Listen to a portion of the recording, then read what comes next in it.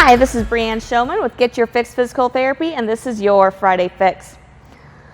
Shin splints, something a lot of runners deal with. And it's something that we hear people making the excuse of, well, my feet are flat, or I have high arches, or I have this, that, and the other thing.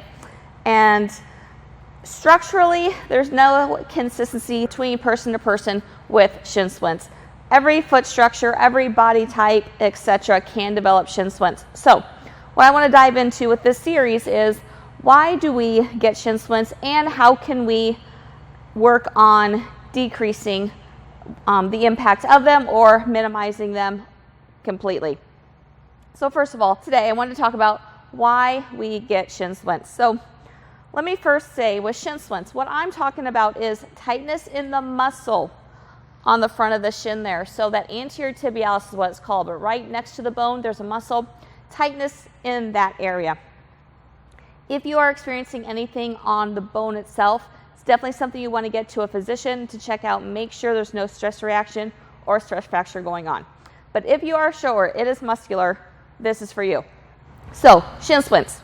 Part of it can be due to what's going on with the foot, because this muscle does come down, crosses the front of that, or crosses on that ankle and down into your foot.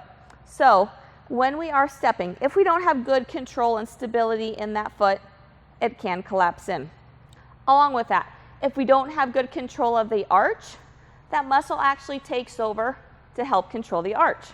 So there's a lot of things that can go on with the foot itself. Now, along with that, that muscle helps to pull our foot up with every step. So every step we take, it helps to control that foot up. In the same way, it also helps to control that descent of that foot coming down. So it's working a lot.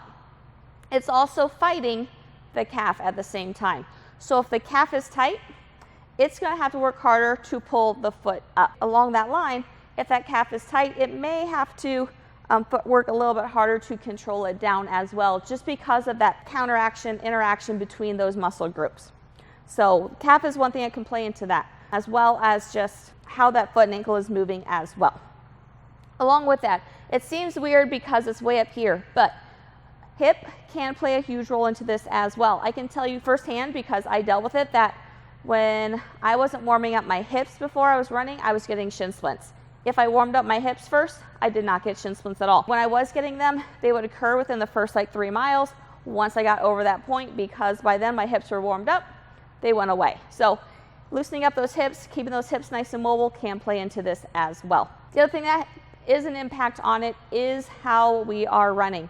If we are heel striking significantly, because like I said, that control to the ground is a huge factor for that muscle. So if we're heel striking significantly and it has to make that range every single step, it's going to take its toll. Versus if we are landing with that foot more underneath us, midfoot strike, like ideal for the leg is, we don't have to control that as much. So there's a lot of factors that play into shin splints. Hopefully throughout this series we can determine what yours is and get rid of them for you.